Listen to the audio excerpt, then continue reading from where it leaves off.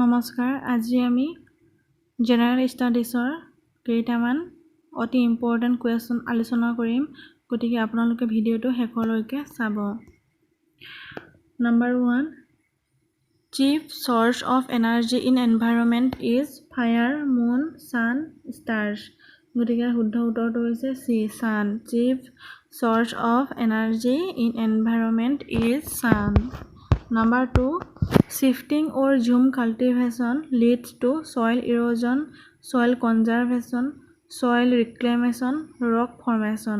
গতিকে shifting or zoom cultivation leads to soil erosion. Number 3, who first coined the term ecosystem?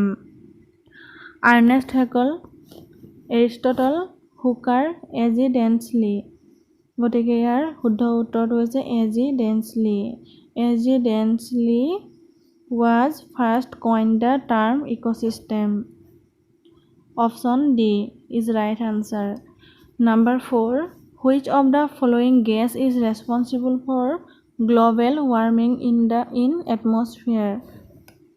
Which of the following gas is responsible for global warming in atmosphere? Methane, carbon dioxide, chlorofluorocarbon, CFC, nitrogen oxide.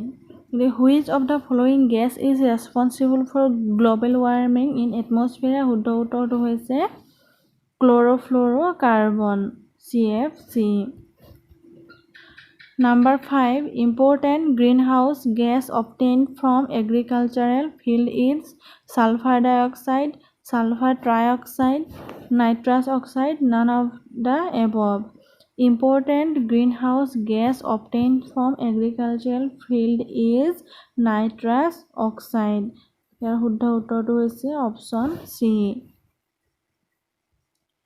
Question number 6. Upright pyramid is a characteristic feature of গতিকে এইটো অতি important ভালদৰে আপোনালোকে চাই যাব পৰীক্ষাত আহি থকা দেখা পোৱা যায় upright pyramid is a characteristic feature of pyramid of number, pyramid of biomass, pyramid of energy, pyramid of volume গতিকে শুদ্ধ উত্তৰটো হৈছে pyramid of energy.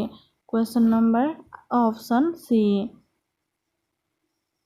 In which year the Forest Conservation Act is implemented in India?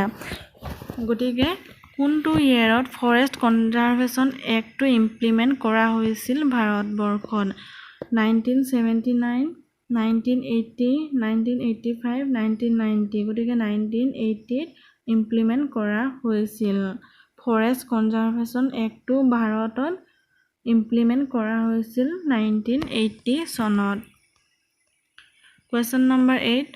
Quinine is produced from which of the following plants? Tulsi, neem, chinchona.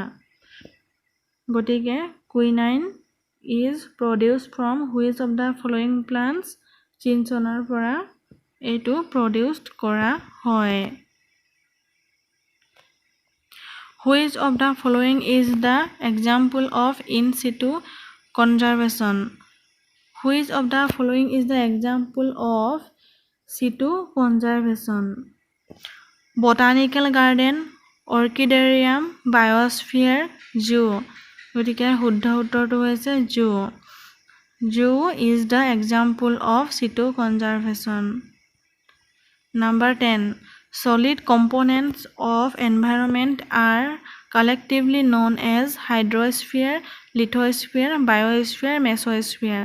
The solid components of environment are collectively known as biosphere.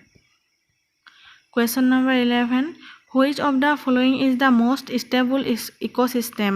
গতিকে একেবাৰে stable ecosystem কোনটো? Forest, desert, grassland, ocean. গতিকে ইয়াৰ শুদ্ধ উত্তৰটো হৈছে forest.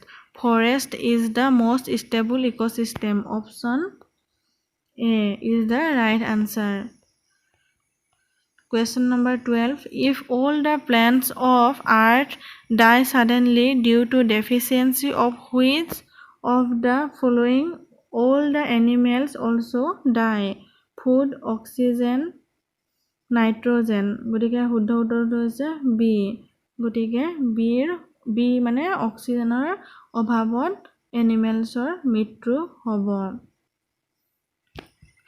যদি হঠাতে গছ-গছনি পৃথিৱীৰ পৰা নাইকিয়া হৈ যায় বা হঠাতে মৰি যায় তেতিয়াহ'লে অক্সিজেনৰ অভাৱত এনিমেলছৰো মৃত্যু হ'ব তাৰপিছত 13 forest and wild life or renewable resources non renewable resources continuous resources গতিকে শুদ্ধ উত্তৰটো হৈছে forest and wild life renewable resources number 14 এইটো অতি important Earth Day is observe every year on March 22 April 22 October 22 November 22 Earth Day is observe every year on option B April 22 গতিকে ইয়াৰ শুদ্ধ উত্তৰটো হৈছে option number B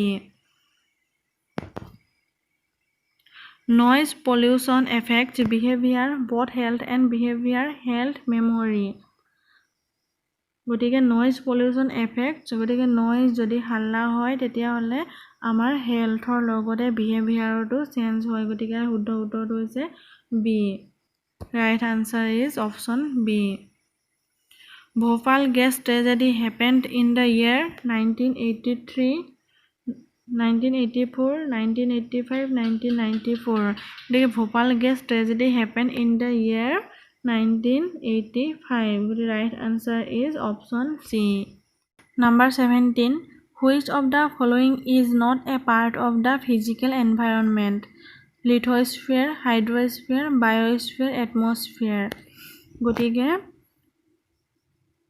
physical environmentor part নহয় biosphere গতিকে ইয়াৰ right answer is biosphere is not a part of the physical environment